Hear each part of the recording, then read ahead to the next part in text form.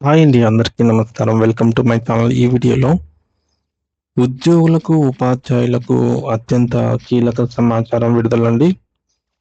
So ఏంటి వివరాలు అనేది వీడియోలో తెలుసుకుందాము. వీడియో అయితే ఎక్కడ కానీ స్కిప్ చేయకుండా ఎండ్ వరకు చూసేయండి. అప్పుడు ఇన్ఫర్మేషన్ పూర్తిగా అర్థమవుతుంది. అలాగే వీడియో చూస్తున్న ప్రతి ఒక్కరు వీడియోకి అయితే లైక్ చేయండి ఫ్రెండ్స్. ఈ వీడియోని తోటి ఉద్యోగ, ఉపాధ్యాయ, పెన్షన్ మిత్రులతో అయితే షేర్ చేయండి. కొత్తగా మన ఛానల్ని చూస్తున్నవారు ఇంకెవరైనా సబ్స్క్రైబ్ చేసుకోకపోతే వెంటనే మన ఛానల్ అయితే సబ్స్క్రైబ్ చేసుకోండి. సబ్స్క్రైబ్ చేసుకోవడం వల్ల నేను చేసే ప్రతి ఒక్క వీడియో మీ వరకు రీచ్ అవుతుంది. ఇంకా ఆలస్యం చేయకుండా వివరాల్లోకి అయితే వెళ్ళిపోదాము. ఫ్రెండ్స్, ఇక విషయానికి వచ్చినట్లయితే తెలంగాణ రాష్ట్రంలోని వివిధ సంక్షేమ గురుకుల విద్యాలయాల్లో పనిచేస్తున్న ఉపాధ్యాయులు ప్రస్తుతం అనేక సమస్యలతో అయితే సతమతమవుతున్నారండి. మరి ఇందులో ప్రధానంగా పాఠశాల పని వేళల్లో ఉన్న అసమానతలు అందరినీ విస్మయానికైతే గురి చేస్తున్నాయి. మైనారిటీ గురుకులాల్లో పాఠశాలలు ఉదయం 9 గంటలకు ప్రారంభం అవుతూ ఉంటే, ఎస్సీ మరియు బీసీ గురుకులాల్లో మాత్రం ఉదయం 8 గంటలకే ఎందుకు ప్రారంభించాల్సి వస్తోంది అనే ప్రశ్న ఇప్పుడు ఉపాధ్యాయ లోకంలో బలంగా వినిపిస్తోంది. రాష్ట్రంలోని అన్ని గురుకులాలు కూడా ఒకే ప్రభుత్వ పరిధిలో ఒకే విద్యా విధానాన్ని అనుసరిస్తున్నప్పుడు కేవలం యాజమాన్యాలు వేరుగా ఉన్నాయనే కారణంతో వేర్వేరు సమయ సారులను అనగా టైం టేబుల్‌లను పాటించడం ఎంతవరకు సమంజసమని ఉపాధ్యాయ సంఘాలు అధికారులను సూటిగా ప్రశ్నిస్తున్నాయి. ఈ సమయ వ్యత్యాసం వల్ల ఉదయం 8 గంటలకు పాఠశాలలో చేరుకోవడానికి ఉపాధ్యాయులు అలాగే విద్యార్థులు తెల్లవారుజామున ఇంటి నుండి బయలుదేరాల్సి వస్తోంది. ఇది వారి ఆరోగ్య మరియు పనితీరుపై తీవ్ర ప్రభావం అయితే చూపుతోంది. అందుకే అన్ని గురుకులాలకు ఒకే విధమైన 9 గంటల సమయాన్ని వర్తింపజేయాలని అయితే వారు ఈ మేరకు డిమాండ్ చేస్తూ ఉన్నారు. మరి మరోవైపు రాష్ట్ర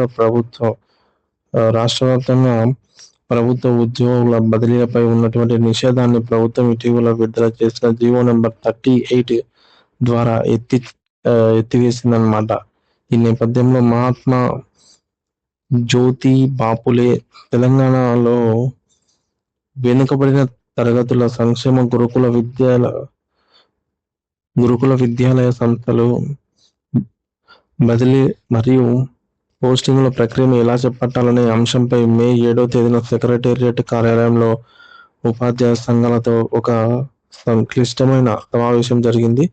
ఈ సమావేశంలో ఉపాధ్యాయ సంఘాలు తమ డిమాండ్లను అత్యంత గట్టిగా వినిపించాయి. బదిలీల ప్రక్రియలో ఎలాంటి రాజకీయం జోక్యం ఉండకూడదని, ఏ ఒక్క పోస్టును కూడా అధికారుల కోసం లేదా ఇతర కారణాలతో బ్లాక్ చేయకూడదని వారు స్పష్టం చేశారు.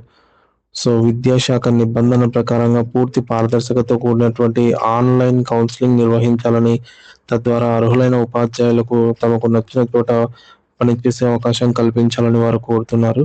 బదిలీలతో పాటు ఎంతో కాలంగా పెండింగ్‌లో ఉన్నటువంటి పదోన్నతుల ప్రక్రియను కూడా వెంటనే పూర్తి చేయాలని వారు పట్టుబడుతున్నారు. గత ఎమ్మెల్సీ ఎన్నికల సమయంలో ఉపాధ్యాయులకు ఇచ్చినటువంటి హామీలను గురించి కూడా ఈ సమావేశంలో చర్చకైతే వచ్చింది. ముఖ్యంగా గురుకుల పాఠశాలల పనివేళలను పాత పద్ధతిలోనే అంటే ఉదయం 9 గంటలకు మార్చేలాగా ప్రభుత్వ ప్రధాన కార్యదర్శి ద్వారా వెంటనే ఆదేశాలు ఇప్పిస్తామని నాడు నాయకులు హామీ ఇచ్చారు. ఆ హామీని నిలబెట్టుకోవాల్సిన సమయం ఆసన్నమైంది అని ప్రభుత్వం తక్షణమే దీనిపై స్పందించి జీవో విడుదల చేయాలని ఉపాధ్యాయులు కోరుతున్నారు. అలాగే గురుకుల ఉపాధ్యాయులకు అత్యంత కీలకమైన ఎంప్లాయీ హెల్త్ స్కీమ్‌లో భాగస్వామ్యం కల్పించడంపై కూడా ప్రభుత్వం సానుకూల నిర్ణయం తీసుకుంది.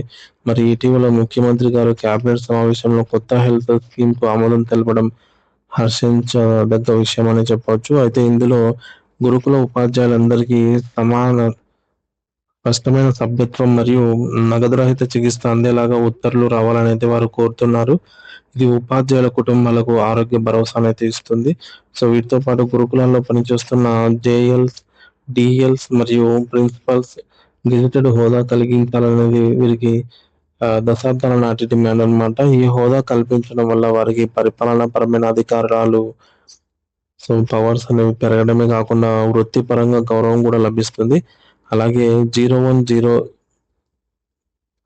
ద్వారా నేరుగా ట్రెజరీ నుండి వేతనాన్ని పటిష్టం చేయాలని అయితే హెడ్స్ 010 ద్వారా చేయాలని వారు అడుగుతున్నారు. సెలవుల విషయంలో కూడా ఉపాధ్యాయులు వివక్షకు గురవుతున్నారు. రెండవ శనివారం సెకండ్ సాటర్డే సెలవు దినంగా ప్రకటించాలని, అలాగే ప్రభుత్వ సాధారణ సెలవుల దినాల్లో కూడా గురుకులాల్లో విధులకు హాజరయ్యే ఉపాధ్యాయులకు బదులుగా సిసిఎల్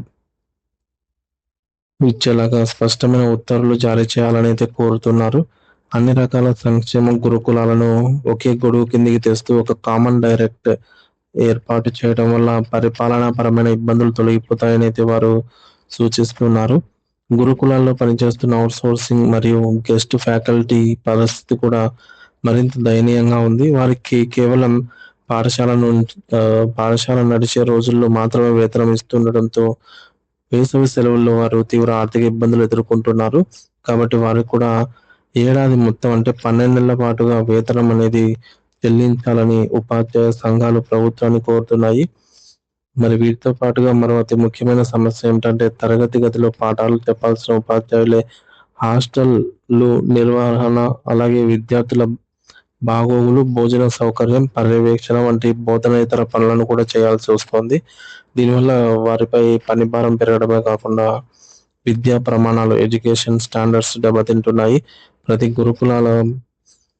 ప్రతి గురుకుల పాఠశాలకు ప్రత్యేకంగా హాస్టల్ వార్డర్ను నియమిస్తే ఉపాధ్యాయులు కేవలం బోధనపైనే దృష్టి పెట్టగలరని అయితే వారు ఆవేదన వ్యక్తం చేస్తున్నారు. సో ప్రభుత్వం కేవలం సమావేశాలకే పరిమితం కాకుండా ఈ సమస్యలన్నిటిపై తక్షణమే స్పష్టమైన నిర్ణయాలు తీసుకోవాలని, లేని పక్షంలో గురుకుల ఉపాధ్యాయులు తీవ్రమైన అసంతృప్తికి లోనయ్యే ప్రమాదం ఉందని సంఘాలు హెచ్చరిస్తున్నాయి. ప్రభుత్వం ఉదాసీనత మరియు సంఘాల పోరాట పటిమ లోపించడం వల్ల సామాన్య ఉపాధ్యాయుడు ఈ మేరకు నలిగిపోతున్నాడనేది వాస్తవము. సో ఫ్రెండ్స్, దీనిపై మీ అభిప్రాయాన్ని అయితే కామెంట్ ద్వారా తెలియజేయండి. Thank you for watching this video.